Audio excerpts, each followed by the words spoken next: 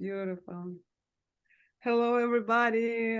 Welcome back to our wonderful episode series about Gregory, the Master Healer, and his path that is about him becoming a Master Healer and transitioning from the Master Carpenter.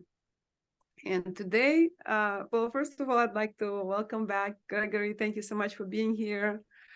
It's amazing. I feel like it's been a short time, but so much have passed, passed along, and so much has happened that I even feel there's shift, happening with what's going on with our interviews, with our conversations. Well, glad that it's really an honor to be here, and I'm very grateful to be here. Thank you. Thank you.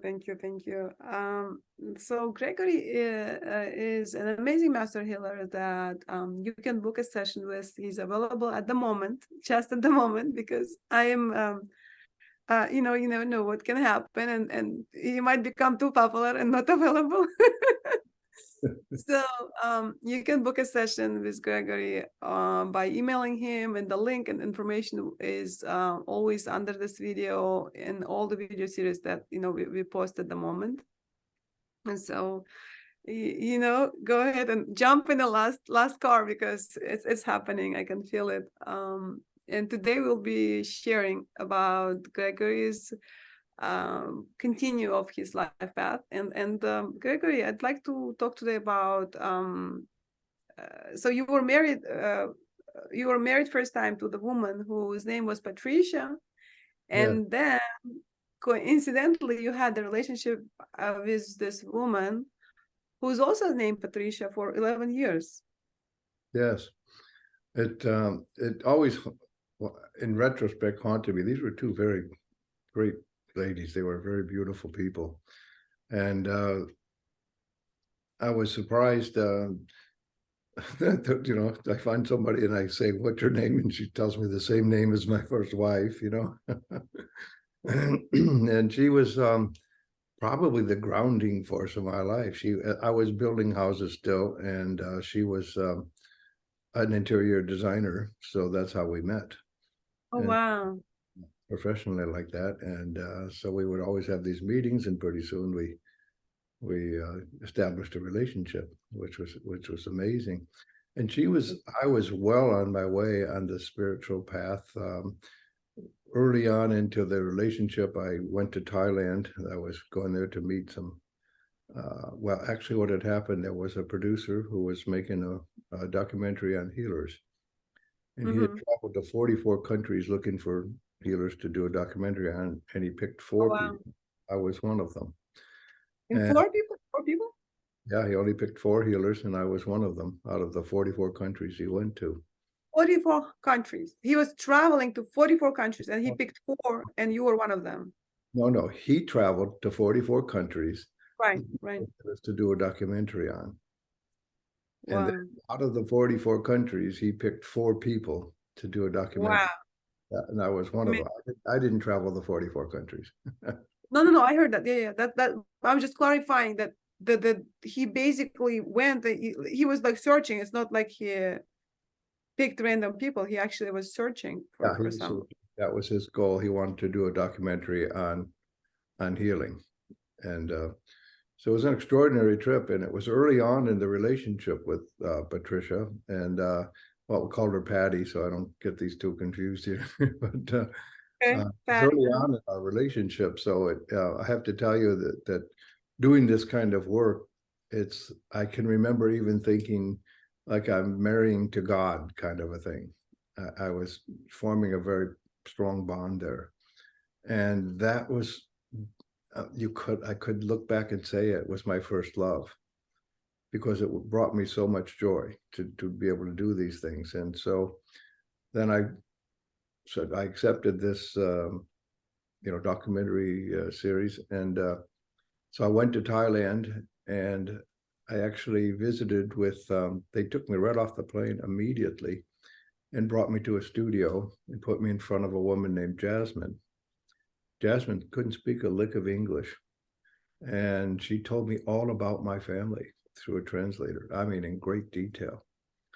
And I was, I thought, boy, I'm really coming in. She was actually one of the other four that he picked. And so I asked her, I said, why? This was something that, I asked why all these things happen. I have this relationship or that one, and we move through life. And you find out everybody is here for you. There's a divine purpose. Whether we know it or not, we're doing it. And that's something that well, we could talk about later, but everybody goes, oh, what's my purpose? What's my purpose? Look in your life and see what you're doing. You'll find it. It's already there. You're doing it. And how I found that out was I decided to ask Jasmine, why did my wife have to suffer so much? And she said, it's simple. There was times when her and the women in her family were a little tough on each other, and she took all that karma on. And the proof of that is my daughter loves her daughter. The daughter that we had together did not take on that karma. And she and her daughter are like, Wow. you can't separate them. I mean, they just love each other. That's amazing. And so then I thought, well, there must be, and she goes, there is something else. I said, there must be something else. And she said, yeah. She said, she took. I'd like to point that out. This is amazing because I can relate to that. I can see that, it's very relatable to my situation and I'm surprised. But I think this is what I discovered, that I think every time my situation is so unique, yet everyone is dealing with kind of similar, things. And the fact that it wasn't that Patricia that you married, that she was suffering with no reason. She was taking on her family's karma because her mother and her didn't have any good relationship. I wouldn't say it was not good. I would say it was difficult. They loved Okay. each other. There was a good bond there, but it was the way they interact. Lack of communication. Is it like a lack of communication? Can I call it that? I would have called it, there was some kind of anger that they would direct at each other. Something like that. And it wasn't, as I look at it from this perspective, then I just saw it as anger. Now I saw it as they were angry, not anger. You see, they were angry about something. There was some past life anger that kept following them, and it would just come out in their conversation. It wasn't, it wasn't awful or harsh, but it was almost like it wasn't related to the situation, rather than it just naturally was in the air. Like that's probably a better description. So she stopped all that, you see, and it looked like, so the women, your daughter and her daughter took on a different life path completely because of that. Yeah, completely. It just changed exponentially, and I just love watching them because they make decisions together. If one of them's upset, they let each other know it and they work it out, and they don't let anything interfere with that love. It's just so beautiful. It's like, I think They can be present. They can be present to the moment. There is nothing in between. yes. And then the second thing she did was, and I'm like, I'm gonna keep interrupting you, sorry, because this is like, I feel like this is very important, because it's like, and maybe it's important to me, but like, I'm sure women want to hear that, because from what I'm aware of, there are a lot of women who are suffering from around me, from that lacking mother's love, yet they are the ones who give to their daughters completely different relationship. And like, I'd like to give credit to all the mothers that did that, because it's, even though we had difficult relationship with our mothers, for me as a daughter, I woke up strangely this morning. I woke up with the feeling of, I wish my mother hugged me. Like, she never hugged me so well, and I'm like, I'm gonna cry right now, because it's like, so for some reason this feeling became so strong. Like, I wanted to be like cuddled up in my mother's chest and just feel that physical presence. And I was like, why am I so sad about it? Like, I've done so much healing work, and I was like, it doesn't matter. I'm gonna let it come up, because I want to feel, what is it? What, like, make it very palpable, right? And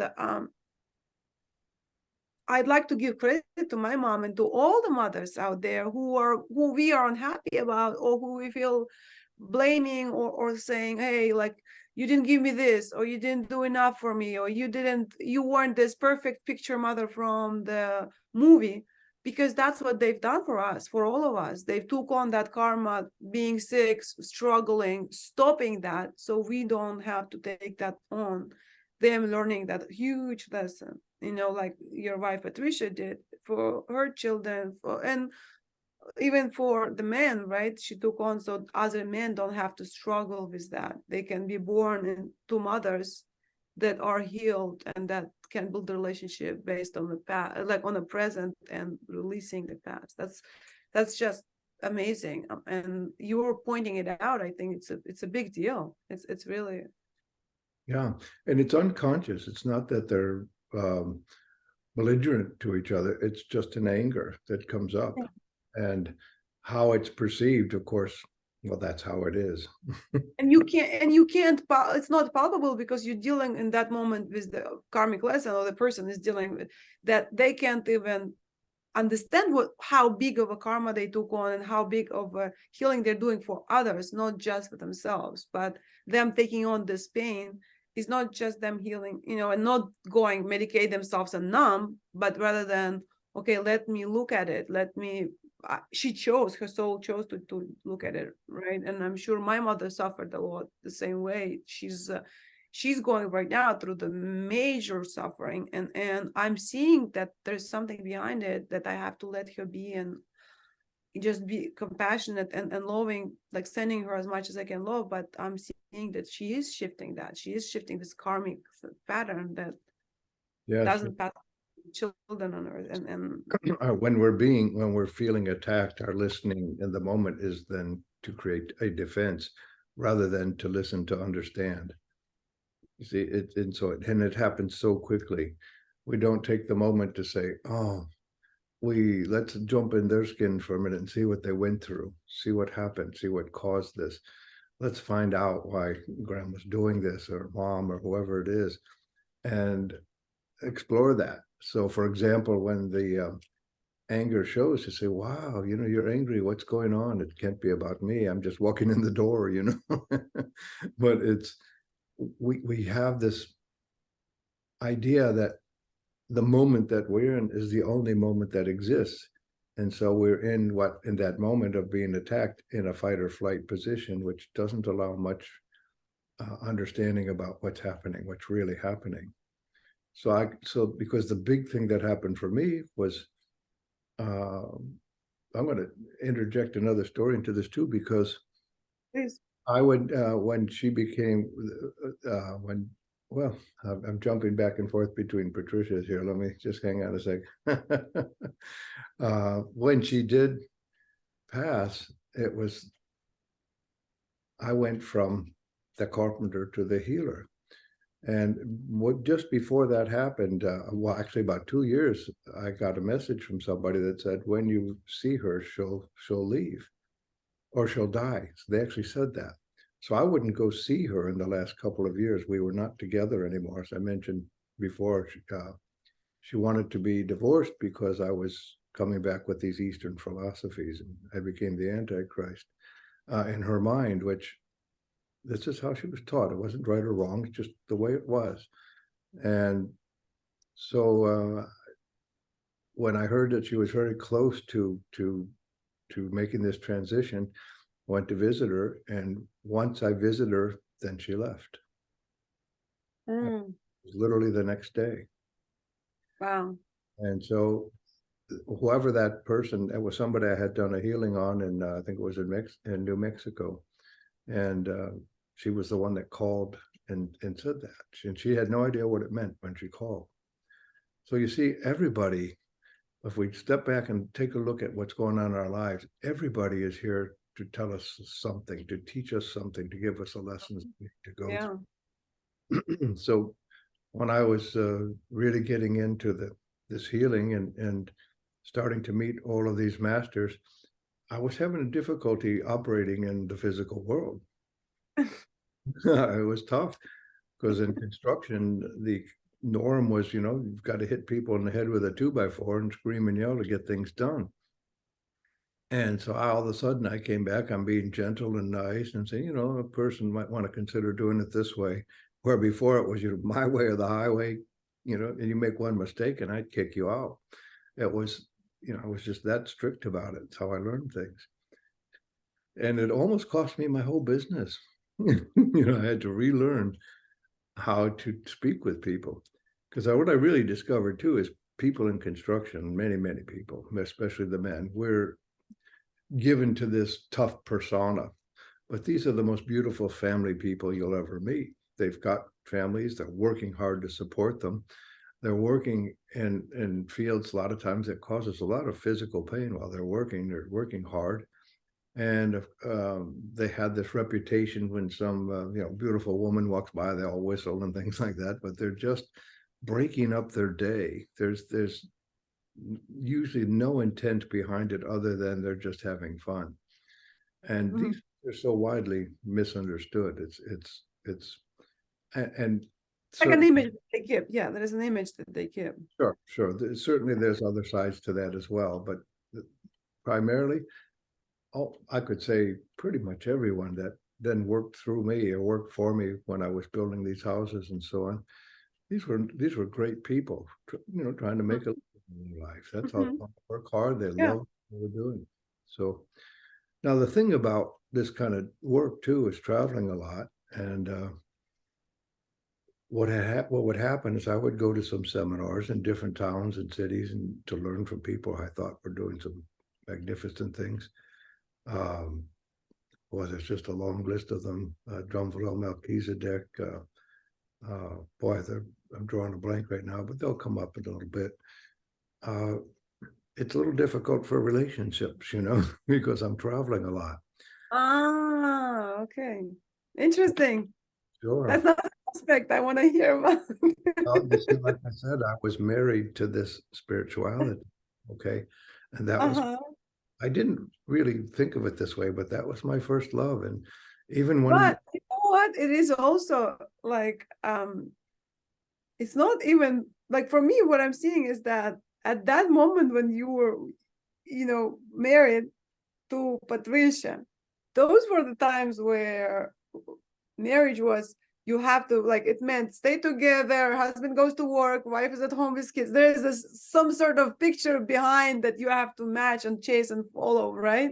So you're talking about that you actually weren't following the traditions and that were pictured on a TV that was promoted, rather than you were living your own path and you were following your heart. That's what I'm hearing. And that not every woman understands that she's whole and complete at that moment, where you were following that path, maybe not present consciously to, okay, I'm following my heart and this is how it should be.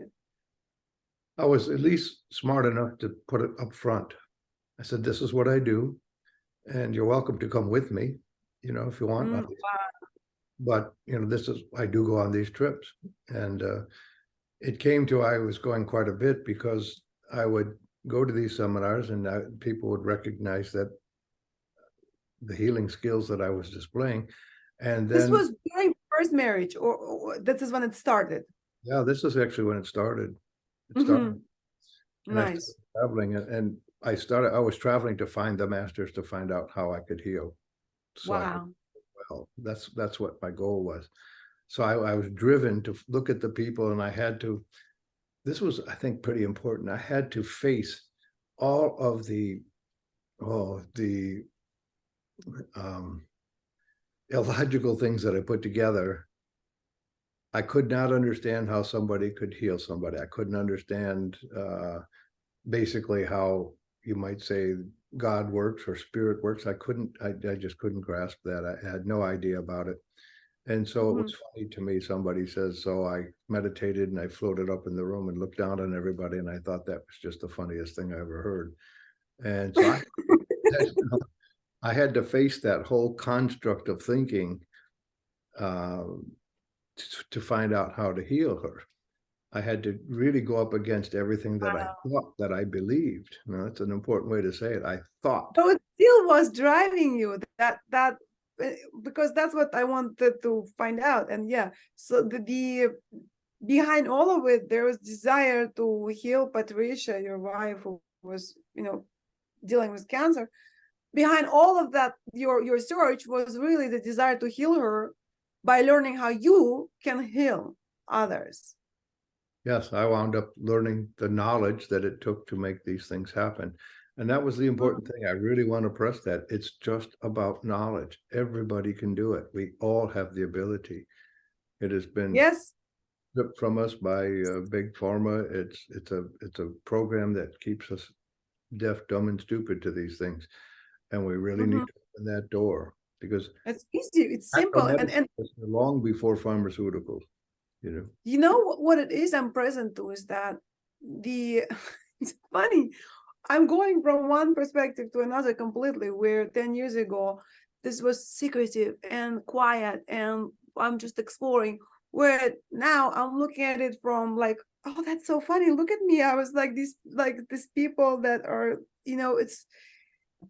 it's almost like first grade math versus being 11th grade and graduating, and it's so simple to me that it's not anymore a discovery, right? But I was at some point there. I was at some point where I was like, can it be? It's impossible to heal yourself. It's impossible to flow, and actually I've never was that way. I always believed that it is, but I didn't know how to, like you're saying, with the knowledge. But it's all about the path that you go along and then you're able to see it. But when we just think about the miracle of the species that we are, what other species communicate and advance the way we have? We're another creature on Earth, but something has happened, something has changed. We have become self-aware. We have become, we have had the ability to evolve. And I get that. I read a lot of things about the animal kingdom too, how they actually reincarnate much, much faster than humans. One of the reasons is we muck things up so much. We follow what our brain says instead of what our heart says. And like you've made several references, what it says on TV, how we're supposed to be in all these other places. We have to realize all that's about commerce and advertisement. It's not about how much better we could be. It's about commerce, about making money, and it has little to do with our well-being. Now, many things benefit us, sure, but it's like the love of a new shirt instead of the love coming from your heart. It's two different things. You could love your shirt, that's fine. It's all right, to love how you dress, and it's nice to feel that you're looking as you're looking like you feel inside, wonderful. Okay, that's a nice thing to do, but it isn't you.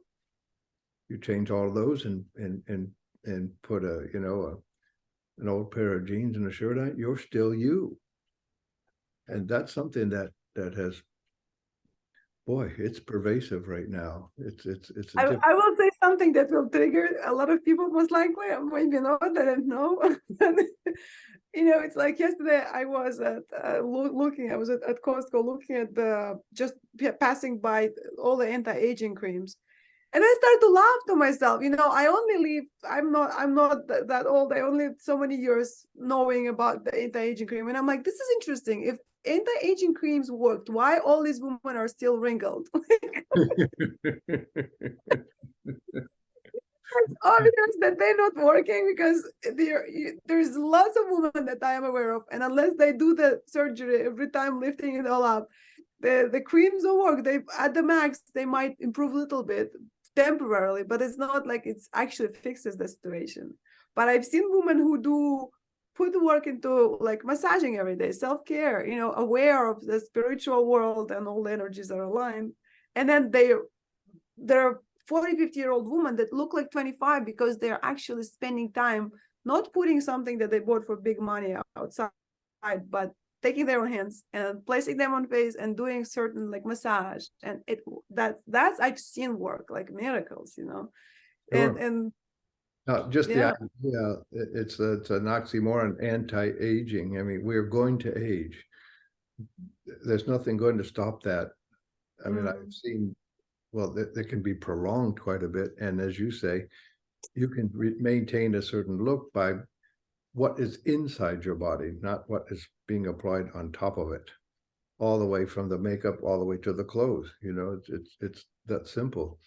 Like I look at my grandchildren, and they go through the thing of acne. Well, they're drinking soda and eating these ridiculous foods. Of course, their body's spitting out the poisons, and it's taking it out their skin. It's going to get out as fast as it can. Because there's a lot of nutritional reasons for it, not hydrating enough to remove the toxins. It goes on and on, but it hasn't got to do with putting some cream and covering it up. It has to do with from the inside out. What do you place inside, right? Yeah. And that's what you were searching for. That's what you were looking for. Is like, how do you, without putting anything on top of you, bring it from? And, loving yourself, meditating takes so much stress away. The thing called centering that I learned quite a long time ago, it just saved my life. That's all there is to it, because I would stop and realize a certain truth in front of me instead of what I learned and somebody taught me was the truth. A very simple example, somebody'd say, well, be careful of that person, they're bad. Well, they may have had a bad relationship with them, but it has nothing to do with me. They may have created something that didn't work, and then instead of saying, gee, my part in this badness was, they say, oh no, I made some poor choices, by the way, it's their fault. This is kind of a natural thing, the way things go around here. And instead of saying, well, I didn't have such a good time with that person, here's my part in it, and maybe we can see what caused it. So that's a whole different come from. But when you say, oh, that person's bad, now I'm supposed to go on what they're saying instead of saying, I have my own. Yeah, which brings us back to the lessons you learned with Patricia. The woman named Jasmine was sharing with you. I'm like, okay, now we can talk about yeah. Yeah. So the first lesson, and then the second, you said there's the second thing that was coming up, which is you learned 11 years later, right? Yeah. After relationship was long gone, you're Yeah. harvesting the fruit. Yeah, she was very down to earth and grounded. She was like, yeah, fabrics and materials. And, the second Patricia, she was all into the physical things, just No, like. I'm talking about you were sharing about the Jasmine was sharing with you, the lady who didn't speak any English, right? Sharing with you that there were two lessons that you learned, or two things. One was she took the karma from her, and the woman and her family. The second one was taking me from, Master Carpenter to Master Healer. That was the function. And when she passed, that's when she saw that I was now doing the healing work. She left. Wow. That's why she was here. Wow. In your life. In your life. Yeah. And now each one of my children had their karmic work to do with her as well. As a matter of fact, my daughter and I were talking about this morning, and some of the things that are going on in her life right now. And I said, I'm sure I had a part in this, because the role that we played in those days was very difficult. Very difficult. So because Patricia was very ill, she was pretty much laid up in the bedroom a lot, and I was a master carpenter. I didn't understand many things. Wow. And so to me, how I was taught, if things go wrong, you work harder. And if they get worse, you even work harder. And if they get worse than that, you work harder. And that's how you solve everything.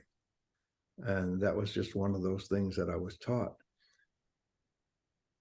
See, so instead of backing up and wanting to understand, I simply worked harder for quite a long time. And I had no idea. When I got married very young too, I was still working through my own things, let alone bring up a family. And so all of those played into it. Wow.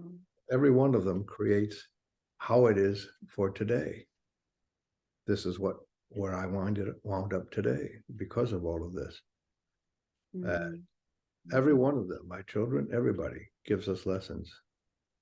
Wow. They say the most profound things if we would stop and listen. It's amazing. Listen to understand, not to be right, to win the argument, to look good or be in control, but to listen to understand. That's really something that's big. And actually the second Patricia, Patty, she helped me a great deal with that. She was very grounded. She was where I was. Here I was already on this path of healing and doing a lot of healing work, and she was still in this material world. And in many respects, she kept me grounded. Mhm. See, I could deal No, with the I'm deal. even present. I'm Oh, even present to as we speak. This is just wow. I feel like this conversation with you is not just an interview. It's not just having you share your life. Almost like you and I are going through these pinpoints of what humanity has gone through these years, what healing has Earth got, what healing had parents and children have got. And I'm getting it so clearly. It's like, and this morning, like you're so talking about your daughter and what I was feeling, it's a collective healing. That's what I am so strongly present to. And that the reason why was it so important for me to have these interviews with you. I was so like, I have to, there's no single note of doubt. I am making sure there's time and space for having to talk to you. And now you're talking, I'm just present to this grounding of what was happening in the spiritual, like behind the scenes of all the physical events. And now it's like you're grounding it, you're summing it up for many people. And I'm sure whoever's watching these videos, there is clicking happening in their mind and heart and body. It's like all goes in one spot, and then they can like, oh, I understand now, I see now, I feel now, I hear now, and all this centers getting like along. And then finally we're getting connected to the earth chakra, which is, you spoke about earth chakra to me, and I've heard of all the chakras before, but I never got into it fully. But I feel like that's what you're doing. You're like embodying all the processes, not just for yourself, for your life. And I'm getting why it's so important for me to hear your life.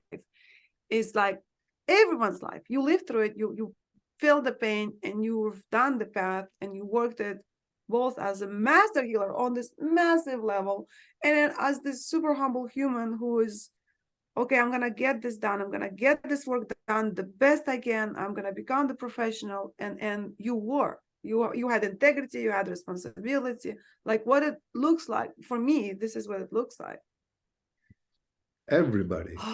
Once we change that look, we have these glasses on, we're looking one way, and everything on TV is pain, misery, despair, and shooting and killing and espionage and all of these things. And the good old movies that used to be on a long time ago where people laughed and danced and sang, don't see those. You have to go look for those now. And the news is not about good things, it's about awful things or things that are wrong with the world, if you will, use that word. So we're thrust into this world where we're not seeing the everyday simple things that we're talking about that are truly life affirming. They're truly helping us to get through life. And we're so distracted. It's mind-boggling how much distraction there is. And I've caught myself, I think it was a few months ago, and my computer says, you were on 8.7 hours on the screen yesterday. I go, what? I need to throw this thing in the lake and get my life back, you know? And it's like that. We have to be, as in anything that comes along, disciplined, and as I said that, it popped in my head while remember I said I was smoking and drinking, and I was really checking out when my first wife was on the way out. And I really started doing that. And I stopped for a long time. And then when the second Patricia came along, she smoked heavily and she drank quite heavily too. She wasn't a drunk, but she could, she's just extraordinary how much she could drink and still function. And I started smoking and drinking again. And it was like she was Oh, in this was with the Patty. This was with Patty or with your wife Patricia? this is the second one, the Patricia, yeah. And Patty. Patty, yeah, Patty, the second one. Okay. Uh, So yeah, and so not that saying this is wrong or bad, but not healthy for me. So yeah, what was happening? Yeah, yeah, yeah. So. What it did do is I remembered it. It kept me grounded, because when I would meditate, sometimes I could just go so far off. When I came back, it was hard for me to relate to the room I was in. I would look at my hands and feet, and I wonder how I slithered into this thing here that I'm living in, and it was difficult to function. But she had such a grounded way of being that helped me to keep functioning in the construction world while I was making this transition. Mm-hmm. It's very important that why people are there. It's just Yeah. because I asked myself for the longest time, I said, wow, Patricia. And I think it wasn't too long ago, maybe a couple of years ago, I met somebody named Patricia, and I just walked the other way. I was like, I'm not deal with this. 11 years. No more 11 years. I got it. I'm done. Enough. Let me find a Susan or something else, you know. And I even laughed at myself at the time. I thought, no, it's not, can't bring that forward. And this is the thing with relationship. If you're going to, something happens and some traumatic thing, and uh, we don't resolve it. We don't find out what was going on. What was the real meaning? What was the positive learning that we were to derive from this event in our lives? If we don't resolve that, we'll be given an opportunity to do that in the next relationship. As a matter of fact, you'll just keep creating it until you get that answer. Okay. Mm-hmm. So it's important, if you want change, to figure out why it is you created what you created in the first place. Mm-hmm. It's So a process. It's a process. Yeah, yeah. yeah, so if we can take those silver linings and look at them, then we can say, oh, I want a relationship that is nurturing, that is supportive, that is firm, doesn't just go along with everything I say, because I may be misguided in certain things, but supports me in my, what we call supports me in my greatness, and helps me get through where I'm not being great. You see, it's that sort of thing. As Yeah. distinct from you have a relationship that maybe you met in a bar and you met while you were drinking, and then one of you decides to stop drinking. Well, your relationship becomes at risk then, because that was one of the original bonds. Well, this is actually fantastic that you talk about it, because this is actually something I'd like to bring up, and I've got in my life that's happening. After I came back from Shasta, I before Shasta I was drinking heavily, and I had this group of friends, and then I came back and I started to eat more meat than usual, and I had all this downloads and connections and all the spiritual world that I was present to so vividly, so clearly. I could speak my heart. I could, you're seeing it right now, this vibrance. Like I know I'm vibrant right now, right? Because there is no way I'm like so present. And when I start to eat specific animal products, it like I didn't even notice how dull my energy became suddenly. My videos, people don't watch my videos anymore with such joy.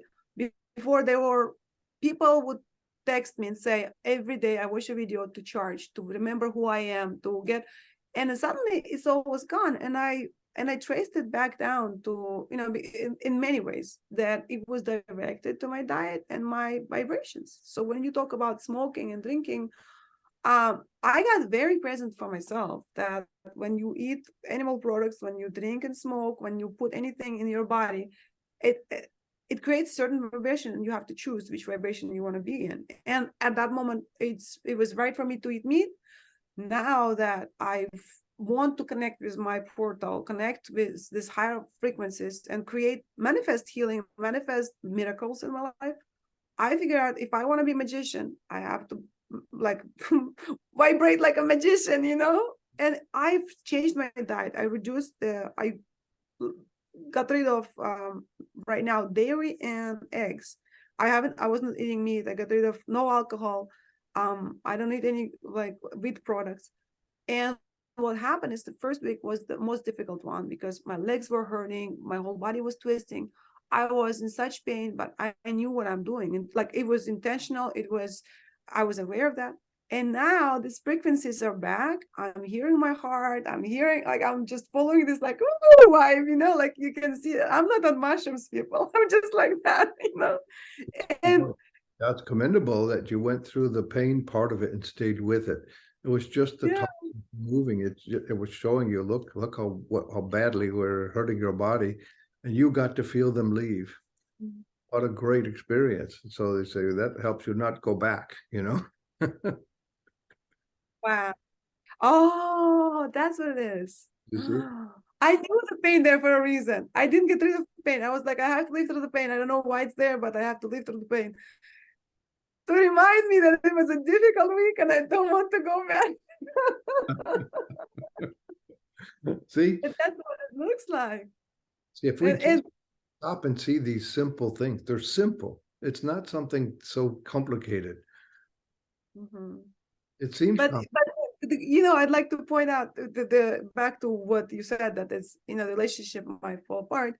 And in my case, because it's been such a long time, yes, my family is kind of, they're looking at me, they're like, why you can't eat the cake? Last night I couldn't eat the cake. I was like, because there's gluten, dairy, like wheat, it has the eggs, it has milk. I'm like, I don't eat none of that sugar. I eat some of the sugar, but like, it's just all of those ingredients. And my daughter was like, smell it. I'm like, I'll smell it. It looks amazing, delicious. I'll smell it. now But I this ate is salad. yeah, Uh-huh. this is super important. The bonding that you had before, eating those foods, drinking those things, having those meats, is how Mhm. you're establishing the bond with your family. And then Hallelujah. changing. And even your little daughter says, look, just be like us, I made, what I did? I made this most delicious soup. I mean, it was outstanding. It was like best soup I ever had. And my taste buds are so, they are like so vivid that anytime I eat, I'm like, my daughter's trying to talk to me. I'm like, wait. I'm like, this is so good. I'm like enjoying this soup. And then she started to copy me. She's like, she sees that I'm enjoying something that she's not. And she's like, she starts doing her soup business. Like, yes, mommy, it's so good. It's so, but I made vegetarian soup with pasta. I know that it was like pasta involved in it, but mine was like a gluten-free version. But the whole family sat together and she goes, we are eating together as a family. This was first time for in a while that it just happened that I made this soup and everyone got involved.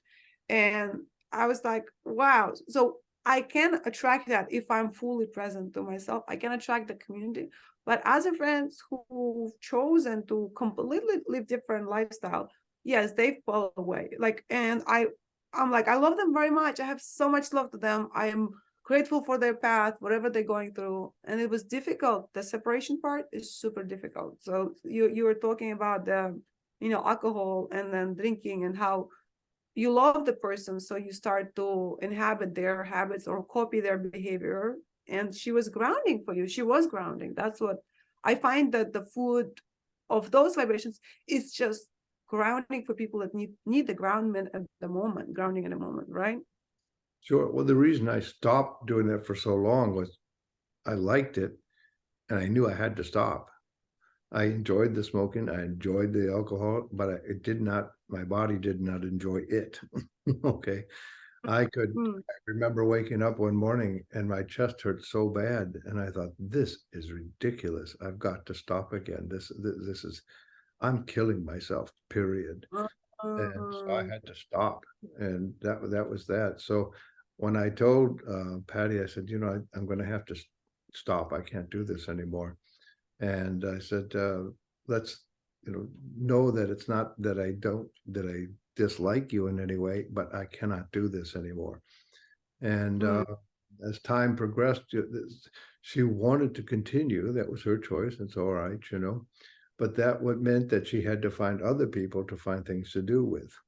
Okay, because I wasn't going Oh, to, wow. not going to the bar anymore. I'm not going to the, to do those sort of things. I would Right. go to a seance or you know, a spiritual moment, someplace, and really continue this journey. It was just really working for me. And Wow. and she died of emphysema. She died of from smoking. So you see, it was, if she had just quit too, I offered to help her, but she was, she was sure she wanted to keep smoking. And that's what actually did finally cause her to transition. Wow. How old was she? I could have been right along with her if I hadn't changed my mind. How old was she? Oh, let's see, at that time, that would be, I think, let's see, probably in her late, I think mid-40s. No, really? Yeah. So she was not nowhere close to being ready to, like, wow. Oh, she Okay. was an amazing decorator, amazing person. She had skills. We'd be driving down the street and she would see an elderly person walking down the street and she goes, stop. I go, what's going on? She goes, something's wrong with this picture. She got it. And it was somebody who had Alzheimer's or dementia and they had escaped from wherever they were. And she somehow knew it. And we would stop and pick these people up and find out where they needed to go and bring them back. It was just how I didn't even see that. She could. She was very talented, very amazing woman. Yeah. They were beautiful women too. I mean, they were just in so many ways, they were so generous and kind to so many people. And they each had their gifts, and I have to say, as I look back at it, from a physical standpoint, I can get very sad about it, have moments like that and say, boy, I just wish that had, been okay and we didn't have to end that chapter of my life.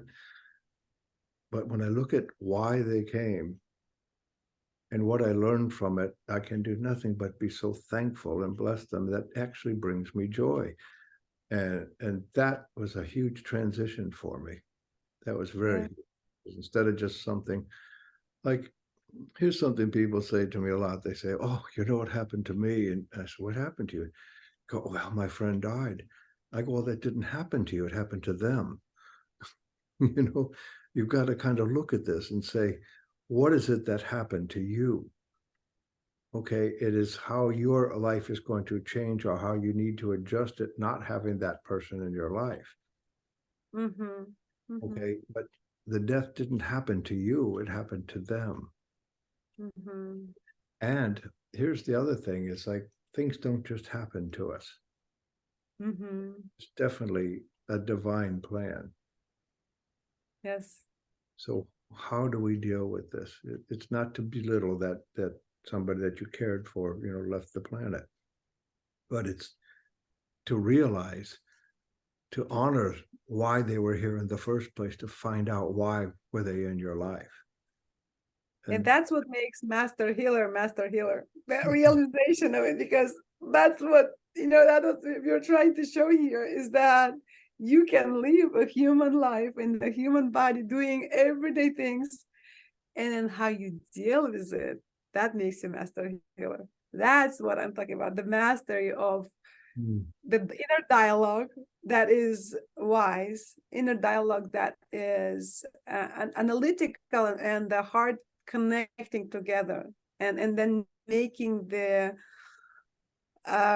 receiving the acceptance, the compassion, that the all ingredients, they are naturally spread around because there's so many of them, right? And that, which is the source of love at the end. But that's what makes Master Healer. And booking sessions with Gregory helps you to build that inner dialogue, to understand it, to clear things that blocking. It's kind of like, think of it as a thought pattern that you have in your brain that's like spins around, making you create and attract same situations over and over and over again, which happens to most of the people. We are humans.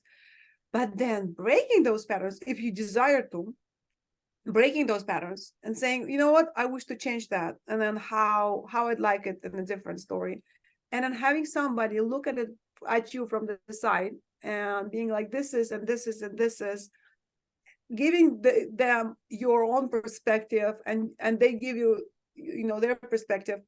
it's the mirroring part, and then it breaks the pattern, even dissolves it sometimes just by someone simply looking at you, Yes.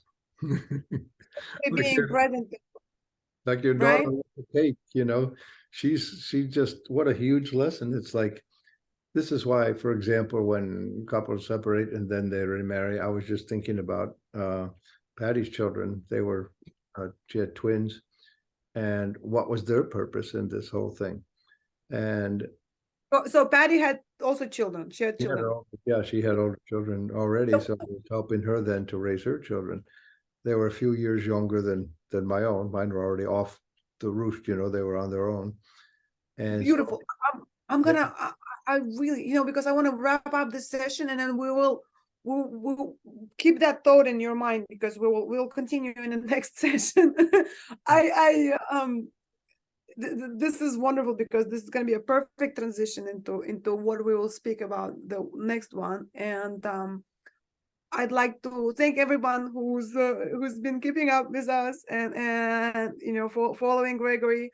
All the information on underneath this video. Thank you for being with us here today. I hope you enjoyed today's video, because I did so much. And Gregory, from all my heart, thank you so much for being here, sharing your story so generously, genuinely, openly, and the way you are. Thank you for all the healing you do for the world, for all of us, for me, myself personally, and for my family. Joy to be here with you. Thank you, and I'll see you in the next episode. thank you. I always enjoy this opportunity. God bless.